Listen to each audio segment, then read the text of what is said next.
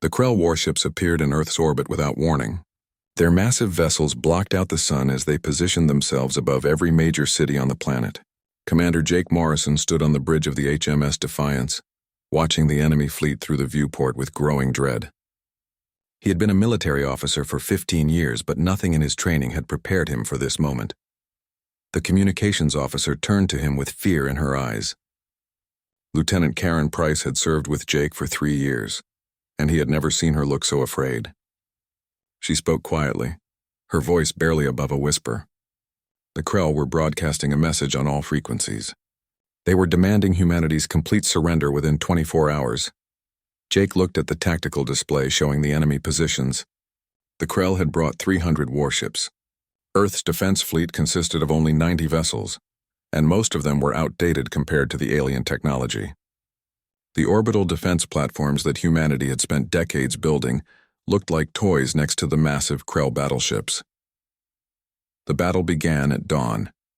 Earth's fleet launched everything they had at the invaders. Jake commanded his ship into the fight, ordering his crew to target the nearest Krell vessel. The Defiance fired its main weapons, and the bright blue energy beams struck the alien ship's shields. The shields flickered but held strong. The Krell returned fire, and their weapons were far more powerful than anything humanity possessed. Around Earth, the battle raged for 6 hours. Human ships fought bravely, their crews refusing to back down even as they watched their friends die.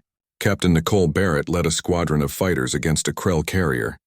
Her pilots managed to damage the enemy ship, but half of her squadron was destroyed in the process. She screamed into her radio for her pilots to fall back, but many of them never received the message.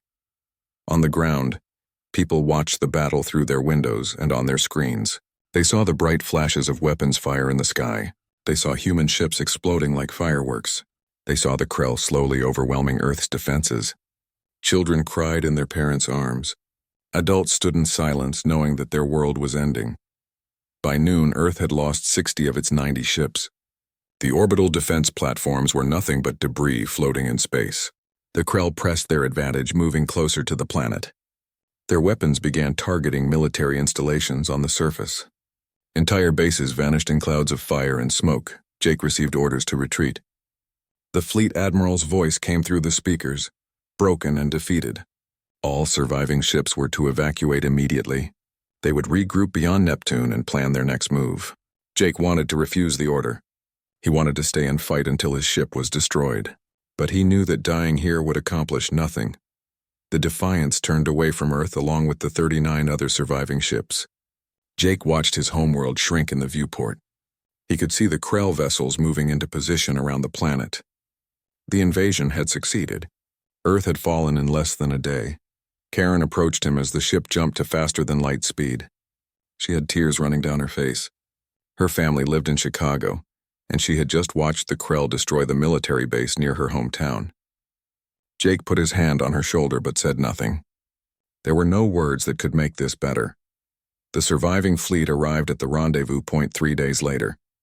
The commanders gathered on the flagship to discuss their options. The mood was dark and hopeless. Admiral Richard Cole looked like he had aged 10 years in a single week. He told the assembled officers that the Krell had taken control of Earth completely. They were beginning their occupation. Jake learned that the colonies on Mars and the moons of Jupiter had also fallen. The Krell had sent smaller fleets to deal with them. Without support from Earth, the colonies had no chance of resisting. The entire human civilization had been conquered in less than a week. The Krell broadcast their terms to the surviving fleet. Humanity would become a servant race to the Dominion. Humans would work in factories and mines to support the Krell Empire. Any resistance would be met with total destruction. The Krell commander made it clear that humanity had been defeated completely, but Jake noticed something in the enemy's message. The Krell were arrogant. They believed humanity was broken. They thought that conquering Earth meant the war was over. They had studied human history and seen centuries of conflict and division. They assumed that without their technology and military, humans would simply give up. That night, Jake sat in his quarters and thought about what made humans different from other species. He remembered his grandfather's stories about World War II. He remembered learning about how humans had survived ice ages and plagues. He remembered every time in history when humanity had been pushed to the edge of extinction and had somehow survived. The Krell had made a mistake. They had won the first battle, but they did not understand what they were really fighting.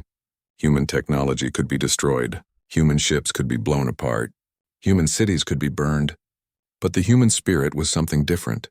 It could not be killed with weapons. Jake called a meeting with the other ship commanders. They gathered in a conference room that still smelled like smoke from the battle. Everyone looked exhausted and defeated, but Jake stood before them and spoke with conviction. He told them that the war was not over. He told them that humanity had lost battles before and come back stronger. Some of the officers looked at him like he was crazy. How could they fight back with only 40 ships? The Krell had hundreds of vessels and controlled all of human space, but Jake explained his idea. They would not fight the Krell directly. They would hide in the outer system and rebuild. They would salvage technology from destroyed Krell ships. They would contact the resistance groups forming on Earth. Nicole spoke up from the back of the room. She had lost half of her pilots in the battle, but her eyes still burned with determination. She agreed with Jake.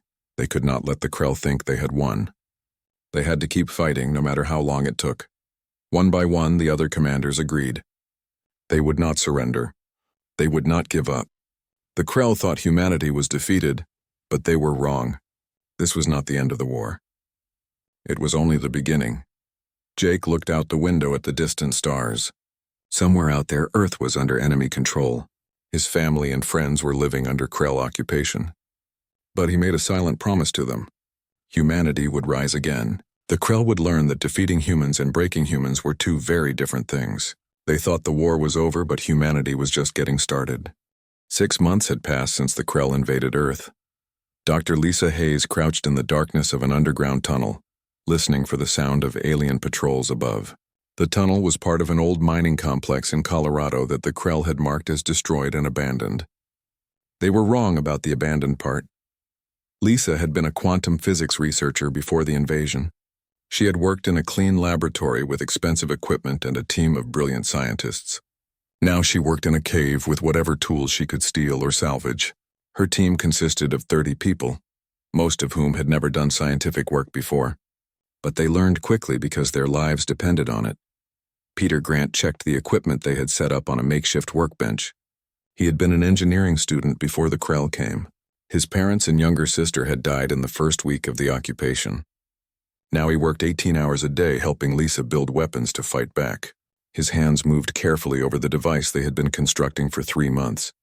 The device looked simple from the outside.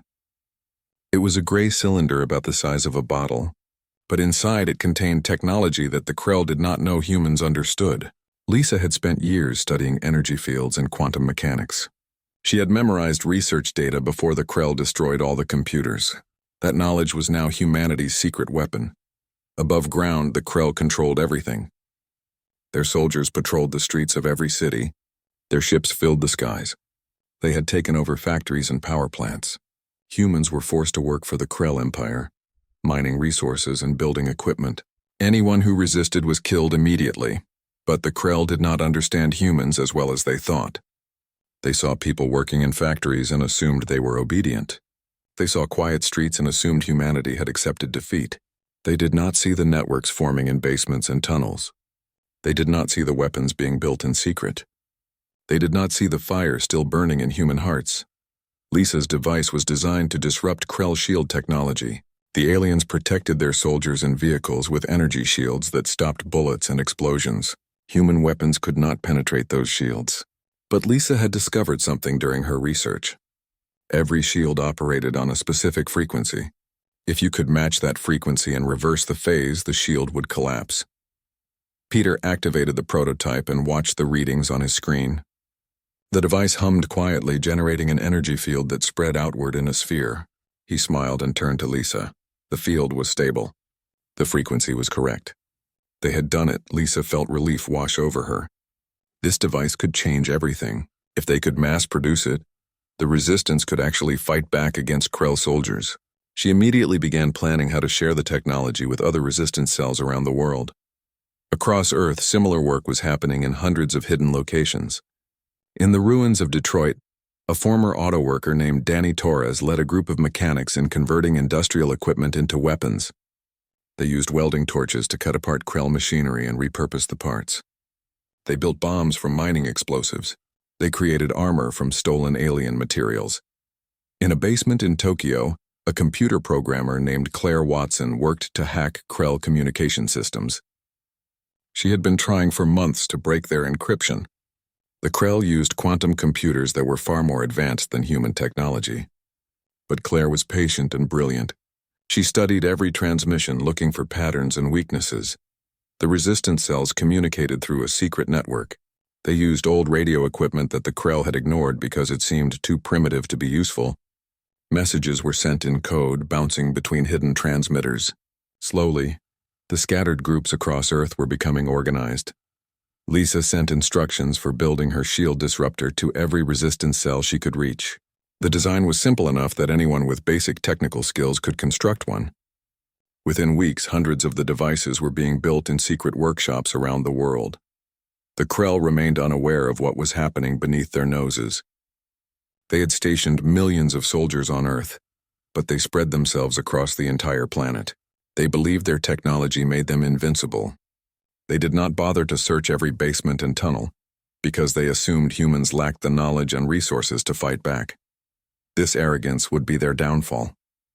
Lisa knew that humans had always been good at improvising and adapting. When faced with a stronger enemy, humans did not give up. They found new ways to fight. They used creativity and determination to overcome technological disadvantages. Peter brought Lisa a message that had just arrived through the secret network. It was from Commander Jake Morrison, leading the fleet in the outer system. The fleet was ready to return. They had spent 6 months salvaging Krell technology and rebuilding their ships. They wanted to coordinate an attack with the resistance on Earth. Lisa felt her heart beat faster. This was the moment they had been working toward. She sent back a message confirming that the resistance was ready. They had weapons now. They had plans. They had people willing to risk everything for freedom. That night, Lisa gathered her team in the main chamber of their underground base. She told them that the fleet was coming back. She told them that soon they would strike at the Krell occupation forces. Everyone understood what this meant. Many of them would probably die in the fighting, but they would die trying to free their world. Danny Torres received the same message in Detroit. He looked at his team of fighters and saw the determination in their eyes. They had been practicing with their improvised weapons for months. They knew every Krell patrol route in their sector. They knew where the aliens stored ammunition and supplies. They were ready. Claire Watson finally broke through the Krell encryption in Tokyo. She could now read their communications and send false messages through their network. When the attack came, she would blind the aliens and confuse their coordination. She would make them think they were being attacked from every direction at once. All across Earth, the resistance prepared for war.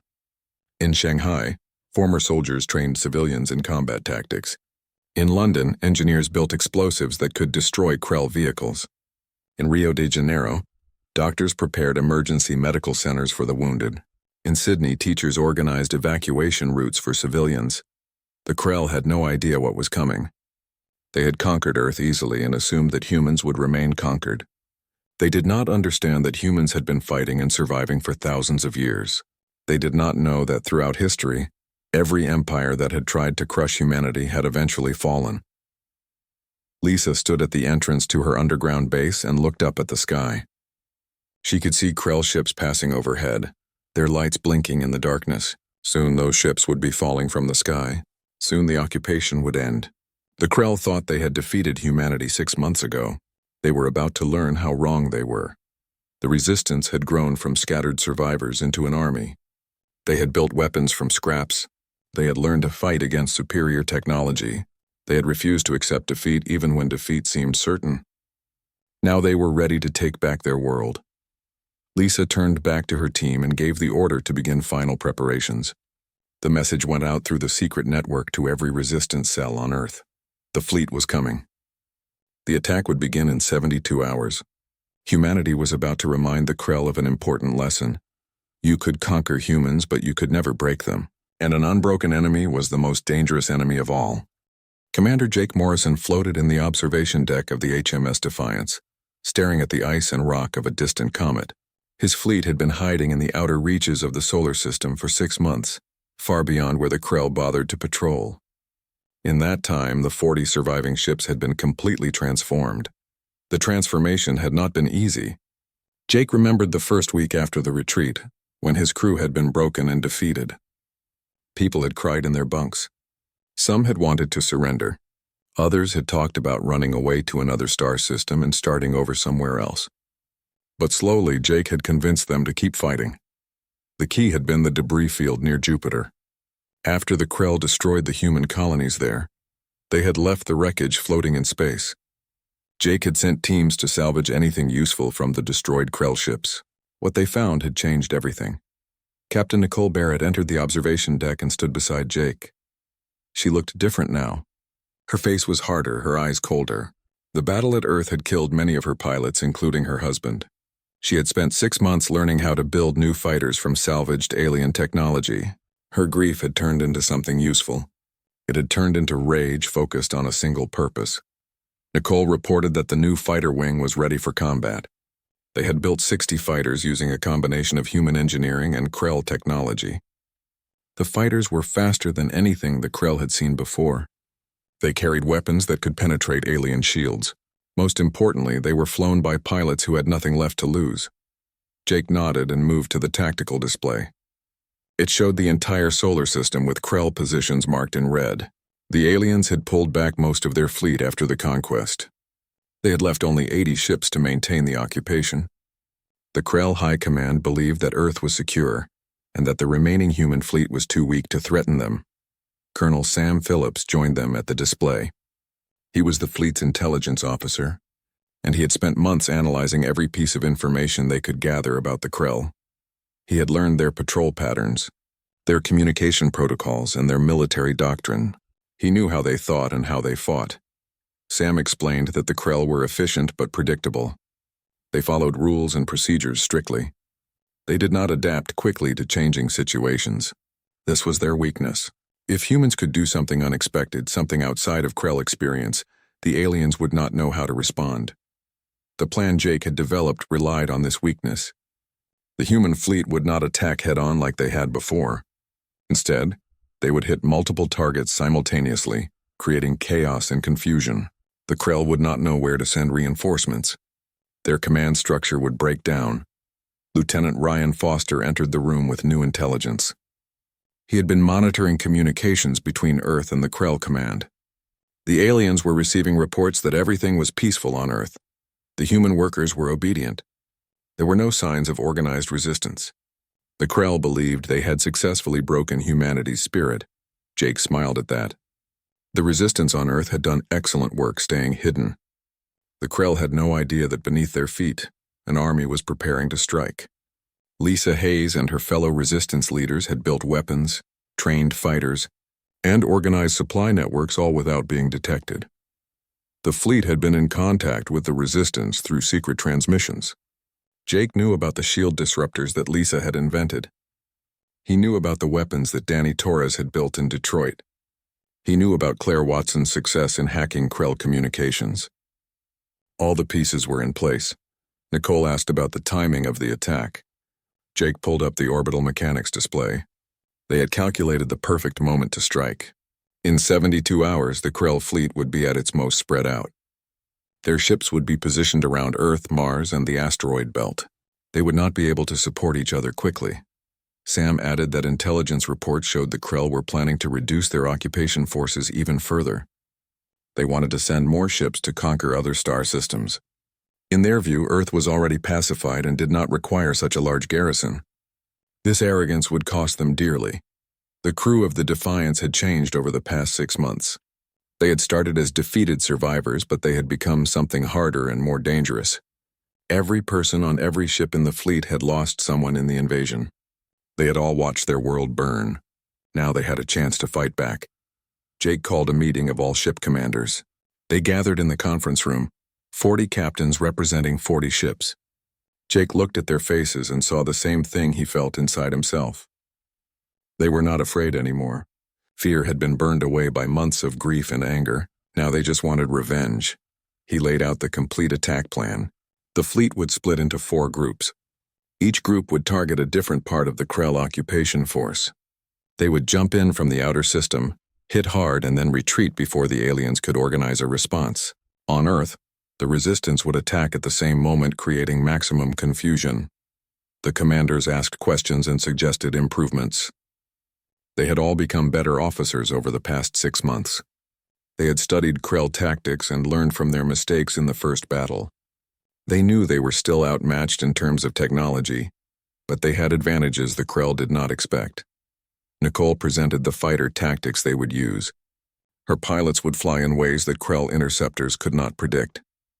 They would use human creativity and improvisation against alien precision and procedure. The Krell flew their ships by the book. Human pilots would throw the book away. Sam showed them the communication warfare plan. Claire Watson on Earth would hack into Krell systems and send false reports. The aliens would receive conflicting orders and bad information. Their commanders would not know what was really happening. In the chaos, human forces would have time to do maximum damage. Jake felt pride looking at these people. 6 months ago, they had been broken. Now they were ready to take back their world. The Krell had made a fatal mistake. They had assumed that defeating humanity in battle meant the war was over. They did not understand that for humans, losing a battle was just the beginning. Throughout history, humans had been invaded and conquered many times. Empires had risen and fallen, but humanity always survived. Humans were not the strongest species. They were not the fastest or the smartest, but they were stubborn. They refused to stay down. They kept getting back up no matter how many times they were knocked down. The meeting ended with everyone understanding their roles. The commanders returned to their ships to prepare their crews. Nicole went to brief her pilots. Sam sent final messages to the resistance on Earth. Ryan coordinated the timing of the attack across all units. Jake remained in the conference room alone. He thought about his family on Earth. He had not heard from them since the invasion. He did not know if they were alive or dead. That uncertainty had haunted him for 6 months. But tomorrow he would have a chance to free them and everyone else suffering under Krell occupation. He activated a recording device and made a message to be sent after the battle. If the attack failed and he died, he wanted people to know why they had fought. He wanted them to know that humanity had not surrendered. He wanted the Krell to understand that they had not defeated humans. They had only made humans angry. The next 72 hours passed slowly. Crews made final preparations. Weapons were loaded. Ships were positioned. Everyone waited for the moment when they would either free Earth or die trying. There was no middle ground anymore. Jake stood on the bridge as the countdown began. Around him, his crew worked at their stations with calm efficiency. These people trusted him to lead them into battle. He would not let them down. The Krell thought humanity was defeated. In a few hours, they would learn the truth. Humanity was just getting started. The attack began at exactly 4 in the morning, Earth time. All across the planet, resistance fighters emerged from their hiding places. They had waited 6 months for this moment. They had prepared in secret, built weapons in darkness, and trained for a battle that would decide the fate of their world. In Colorado, Dr. Lisa Hayes activated the first shield disruptor. The device hummed to life, sending out waves of energy that disrupted the Krell shields protecting a nearby military depot. The shields flickered and died. Lisa spoke into her radio, giving the signal to attack. Around her, 30 fighters rushed forward with weapons ready. The Krell guards at the depot were confused. Their shields had never failed before. They reached for their weapons, but human bullets were already flying. The resistance fighters had practiced this assault hundreds of times in the tunnels beneath the mountain. They knew exactly where to aim and when to move. Peter Grant threw an explosive charge at a Krell ammunition storage building. The explosion lit up the night sky. More resistance fighters poured into the depot from 3 different directions. The Krell tried to call for help, but their communications were not working. Claire Watson had done her job well. In Tokyo, Claire sat in front of her computers and smiled. She had finally cracked the Krell military network completely. Now she was flooding their system with false reports. Krell commanders across Earth were receiving messages about attacks that were not happening. They were getting orders that contradicted each other. Their entire command structure was falling apart. A Krell patrol ship flew over Tokyo, searching for the source of the communication disruption. Claire watched it on her screen. She sent a false message through the Krell network, telling the patrol ship to investigate a disturbance on the other side of the city. The ship changed course and flew away. Claire had become a ghost in their system, invisible and untouchable. In Detroit, Danny Torres led his team in an assault on a Krell vehicle depot. His fighters carried weapons they had built from industrial equipment. They were crude compared to Krell technology, but they worked. Danny fired a modified laser cutter at a Krell transport. The beam cut through the alien metal like paper. The transport exploded in a ball of fire. Krell soldiers rushed out of nearby buildings, but Lisa's shield disruptors had already been planted around the depot. The alien shields failed one after another. Human fighters opened fire from rooftop positions. Danny watched as his people fought with a fury born from 6 months of suffering under occupation. All across Earth, similar attacks were happening simultaneously. In London, resistance fighters destroyed a Krell power plant. In Shanghai, they ambushed a convoy carrying alien supplies. In Moscow, they bombed a communications center. In Sydney, they liberated a human prison camp. The Krell were being hit everywhere at once. Above Earth, the Krell garrison fleet detected the attacks and tried to respond. But they were scattered across orbital positions, and Claire's hacking had disrupted their ability to coordinate. Krell ship commanders did not know where to go or what to do. They had never faced this kind of chaotic simultaneous assault before. Then the human fleet arrived.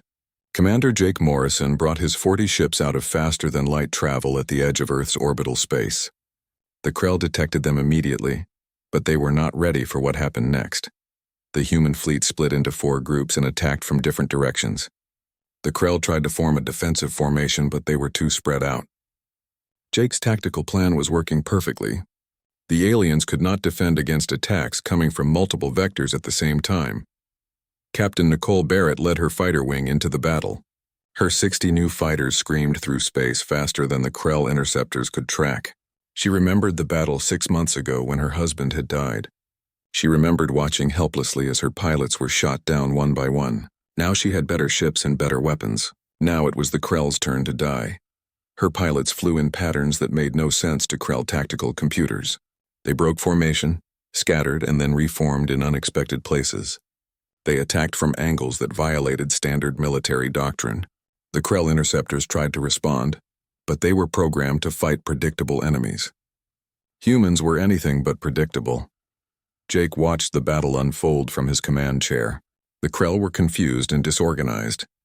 Their commanders were shouting conflicting orders.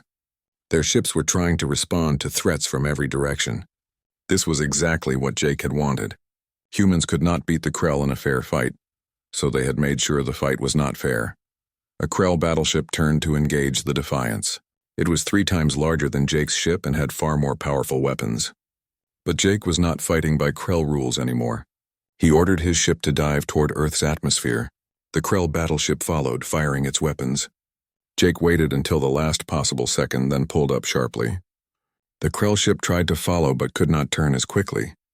It skimmed too close to the atmosphere and started burning. Nicole's fighters swarmed the damaged battleship, hitting it with everything they had.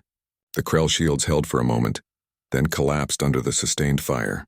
The battleship exploded, breaking apart in a cascade of secondary explosions. Nicole felt satisfaction watching it die. 1 ship down, 79 to go. On Earth, the resistance attacks continued. The Krell tried to send ground forces to stop them, but every time they organized a response, another attack would hit somewhere else. They could not be everywhere at once. The resistance had planned carefully, knowing they had to keep the aliens off balance. Lisa's team secured the Colorado depot and captured valuable Krell equipment. Peter was already studying an alien power generator, trying to understand how it worked. Everything they learned from captured technology would make humanity stronger in the future. Danny's team in Detroit moved to their next target, a Krell command center. The aliens inside were trying to coordinate the defense, but Claire was feeding them false information. They thought they were being attacked by thousands of resistance fighters when the actual number was only hundreds. They thought human ships were attacking from orbit when those ships were actually miles away. The battle in space continued for 3 hours. The human fleet darted in and out, hitting targets and retreating before the Krell could respond effectively. Jake's ships were taking damage, but they were giving far more than they received. The Krell had better technology, but humans had better tactics. A Krell commander finally realized what was happening and tried to organize a proper defense. He began pulling ships together into a unified formation. But Colonel Sam Phillips had anticipated this. He had positioned a group of ships specifically to target any attempt at organization. When the Krell ships gathered, Sam's group jumped in and attacked them before they could coordinate. Nicole lost 3 fighters in an engagement with Krell interceptors. She felt each loss like a knife in her chest, but she could not stop to grieve. She reformed her squadron and led them against another target. Her pilots followed without hesitation. They all knew some of them would not survive this battle, but they also knew that dying while fighting for freedom was better than living under occupation. On Earth, the sun began to rise. The resistance attacks had gone on all night. Krell facilities were burning across the planet. Human prisoners were being freed from camps. Alien supply lines were being destroyed. The occupation forces were in complete disarray. Jake received reports from the ground. The resistance had achieved almost all of their objectives. They had destroyed or damaged dozens of Krell installations. They had freed thousands of prisoners. They had proven that humanity could fight back, but Jake knew the battle was not over. The Krell still had ships in orbit. They still had soldiers on the ground, and reinforcements would be coming. The Krell Dominion would not allow Earth to slip away without a major response. A Krell heavy cruiser managed to get a clear shot at the Defiance. The enemy weapon struck Jake's ship hard. The bridge shook violently. Screens went dark. Karen reported casualties in the engineering section, but the ship held together.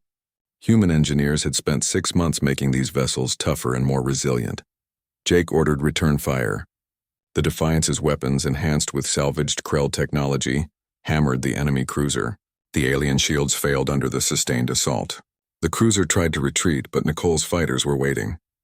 They finished it off with precise strikes to its engines and reactor. The battle continued into the morning. Slowly, the Krell fleet began to retreat. They had lost 30 ships and hundreds of fighters. Their ground forces were scattered and leaderless. Their communication network was compromised. They needed to regroup and wait for reinforcements. Jake wanted to pursue them, but he held back. His fleet had taken significant damage. Several ships were barely functioning. He had lost fighters and crew. If he pressed the attack now, the Krell might rally and destroy his fleet. Better to let them retreat and claim this victory. As the last Krell ships jumped to faster than light speed, Jake allowed himself to feel relief. They had done it. They had attacked the occupation forces and won. Earth was not free yet, but humanity had proven they could fight back. The Krell thought humans were defeated. They had been wrong. The battle for Earth lasted 3 days. After the initial surprise attack, the Krell tried to regain control. They brought in reinforcements from nearby systems. They launched counterattacks against resistance positions. They tried to restore their communication networks and reorganize their occupation forces. But humanity had learned from 6 months of suffering. They had learned how to fight. Commander Jake Morrison stood in the medical bay of the HMS Defiance looking at the wounded crew members. The ship had taken heavy damage in the fighting. 12 people had died when a Krell weapons blast had penetrated the hull. 20 more were injured, but they had survived. The ship was still flying and still fighting. Karen Price approached him with casualty reports from the entire fleet. 9 ships had been destroyed. Thousands of crew members were dead or wounded. Jake felt the weight of those losses. Every name on the list represented someone who had trusted him to lead them. Someone who would never go home. But Karen also brought him victory reports. The human fleet had destroyed 43 Krell warships. The resistance on Earth had liberated dozens of cities. The alien occupation forces were in full retreat, pulling back to defensive positions around their remaining strongholds. For the first time in 6 months, humans were winning. On Earth, Dr. Lisa Hayes climbed out of the underground tunnels and stood in the sunlight. It hurt her eyes after so many months in darkness. Around her, people were celebrating in the streets. The Krell forces in Colorado had abandoned their positions. The depot that Lisa's team had attacked on the first night was now under human control. Peter Grant was busy taking apart captured Krell equipment. He worked with focused intensity, studying every circuit and component. Each piece of alien technology he understood made humanity stronger. The Krell had brought advanced science to Earth. They had meant to use it to conquer. Instead, they had given humans the tools to learn and adapt. In Detroit, Danny Torres helped pull survivors from a collapsed building. A Krell bombing run had destroyed 3 city blocks before the resistance shot down the bomber. 50 people had died in the rubble. Danny worked until his hands bled, digging through concrete and steel to find anyone still alive. This was the cost of freedom.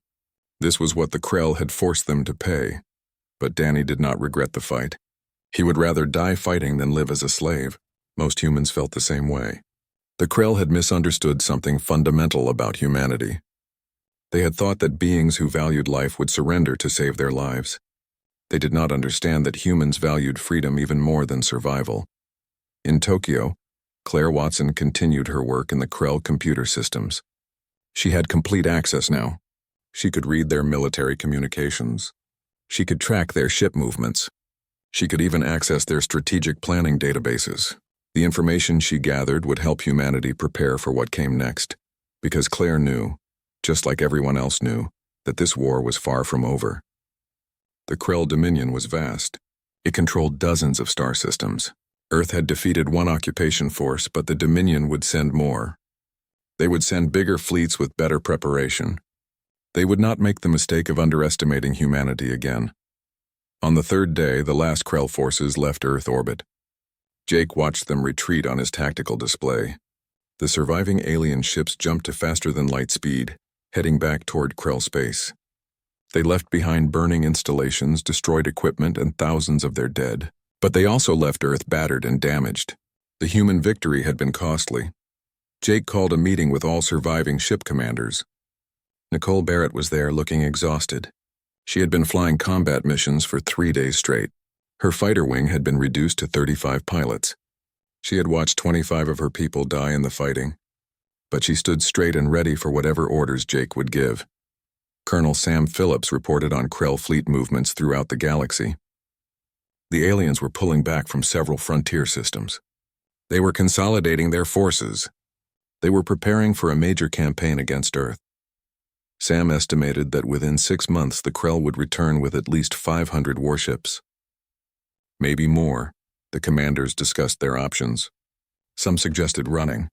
They could take the fleet and evacuate as many people as possible. They could find an empty system somewhere far from Krell space and rebuild. But most of the commanders rejected this idea immediately. Earth was home. Humanity would not abandon it. Others suggested negotiating. Maybe they could offer the Krell something in exchange for leaving Earth alone, but Jake shook his head. The Krell did not negotiate with species they considered inferior. They conquered or they destroyed. There was no middle ground. The only real option was to prepare for the next battle. They needed to build more ships. They needed to train more soldiers. They needed to learn more about Krell technology. They had 6 months to turn Earth into a fortress that could withstand the next invasion. Jake adjourned the meeting and returned to his quarters. He was exhausted in a way that went beyond physical tiredness. He had been fighting for 6 months without rest. He had made decisions that sent people to their deaths. He had carried the weight of humanity's survival on his shoulders, but he could not stop now. None of them could. The Krell had started this war. Humanity would finish it. Down on Earth, people began the work of rebuilding. Cities were damaged. Millions were dead. The infrastructure that supported modern civilization was in ruins, but humans had rebuilt before. They had survived worse disasters throughout history. They would survive this. Lisa Hayes was appointed director of the new Advanced Weapons Research Division. She would lead teams of scientists studying captured Krell technology. Peter Grant became her chief engineer.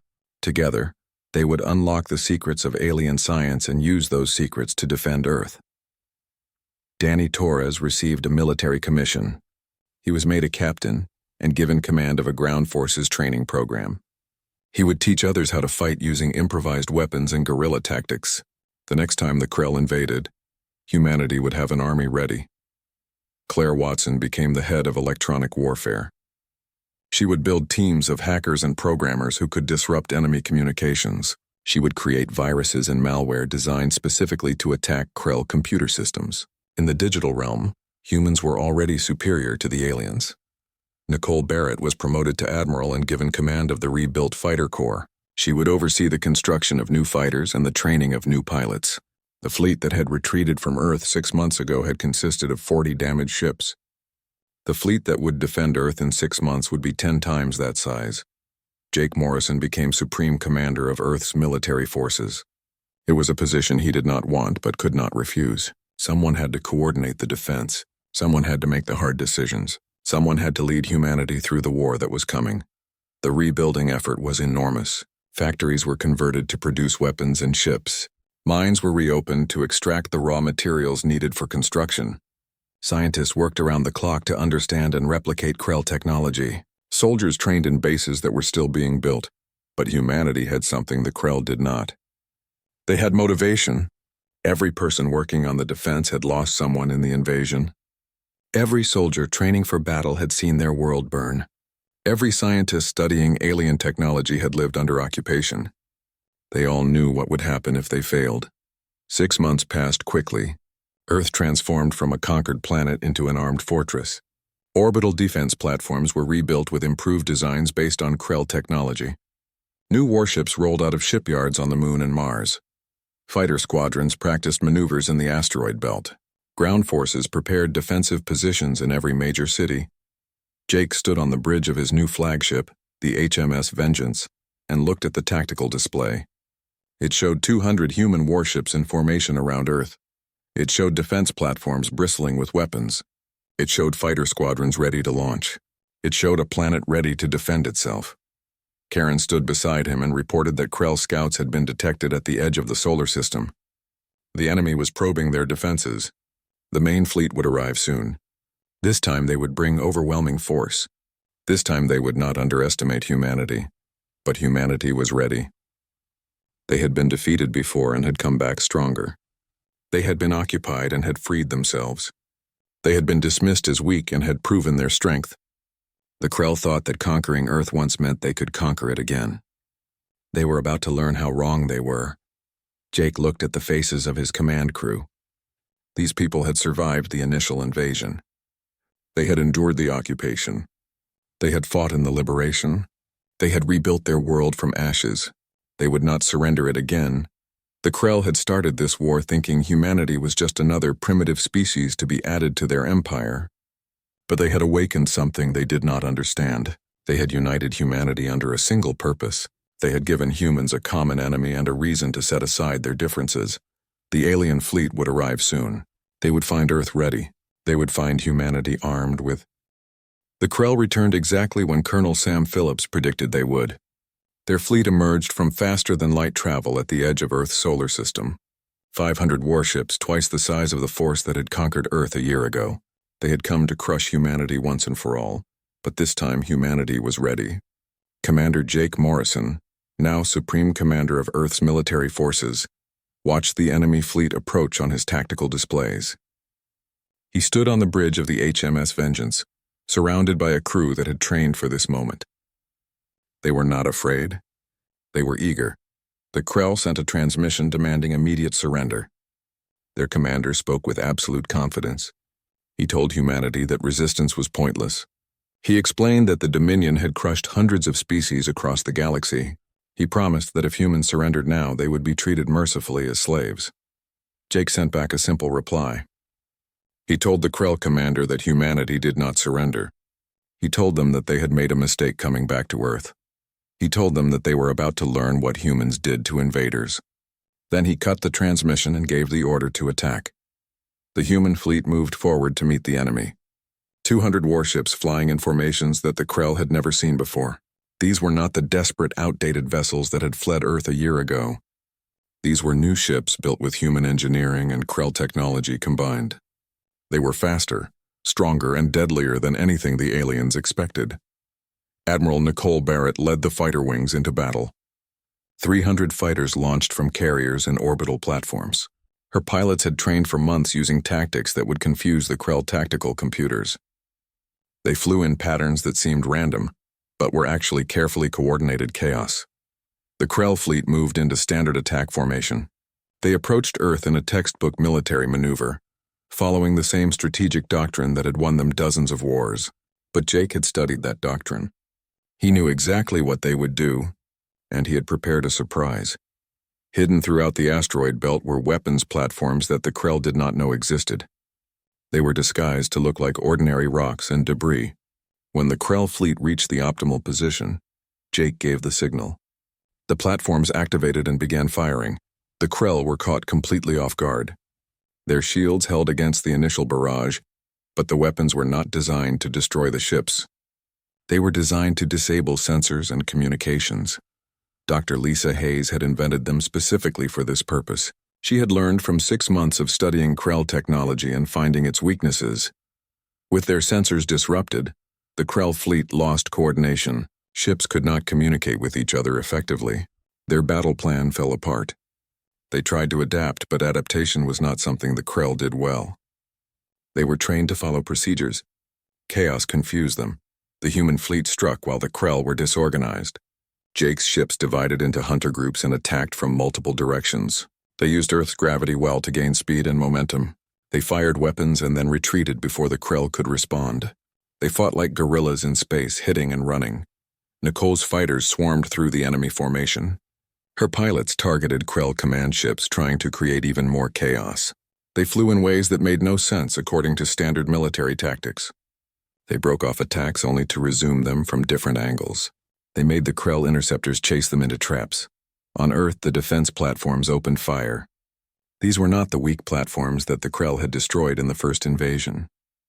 These were heavily armed fortresses equipped with the most powerful weapons humanity could build. They had shields based on Krell technology, but improved by human engineers. They were designed to survive and keep fighting. The battle raged for hours. The Krell had more ships, but humanity had better tactics and home field advantage. Jake watched the tactical display and saw his plan working. The enemy fleet was taking heavy losses, but so was his own fleet. Ships were exploding on both sides. People were dying every second. A Krell battleship broke through the human defensive line and headed straight for Earth. It planned to bombard the planet and force humanity to surrender. But Danny Torres was waiting on the surface with his ground forces. They had Krell weapons captured from the occupation and new weapons built in human factories. They fired everything they had at the approaching battleship. The battleship's shields absorbed most of the ground fire, but Lisa's shield disruptors were positioned around every major city. They activated simultaneously, creating interference patterns that weakened the alien shields. The ground weapons began penetrating the defenses. The battleship started taking damage. Nicole led a fighter squadron against the wounded battleship. Her pilots had lost friends and family in the initial invasion. They had waited a year for revenge. They poured fire into the Krell ship until its shields collapsed completely. Then they targeted the engines and reactor. The battleship exploded over the Pacific Ocean. The Krell commander realized his fleet was losing. This was not supposed to happen. The Dominion did not lose battles against primitive species. But these primitives were fighting with advanced technology and desperate courage. They were willing to die to defend their world. The Krell were just following orders. The alien commander tried to reorganize his fleet for a concentrated attack. But Claire Watson was inside his computer systems. She had been waiting for him to connect to the fleet network. When he did, she uploaded a virus that she had spent 6 months creating. The virus spread through the Krell military computers like wildfire. Suddenly, Krell ships were receiving false orders. Their sensors were showing human ships that did not exist. Their weapons were targeting empty space. Their navigation systems were giving wrong coordinates. The entire fleet descended into electronic chaos. The Krell commander tried to regain control, but Claire was always one step ahead. Jake saw the Krell fleet falling apart and ordered a final push. All human ships focused their fire on the enemy command vessel. If they could destroy the flagship, the rest of the fleet might retreat. The Vengeance led the assault, taking heavy fire but pushing forward. The Krell flagship was enormous, 3 times the size of any human ship. Its weapons could destroy a city with a single blast.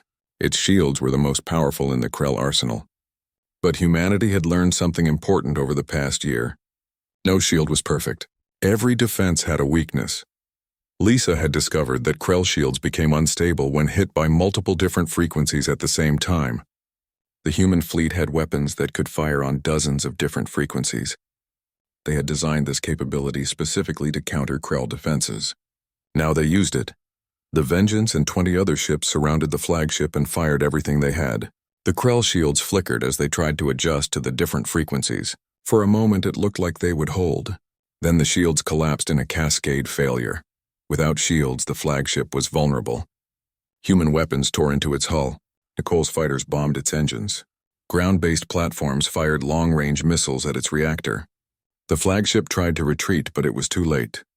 The reactor went critical, and the entire ship exploded in a flash of light that could be seen from Earth's surface.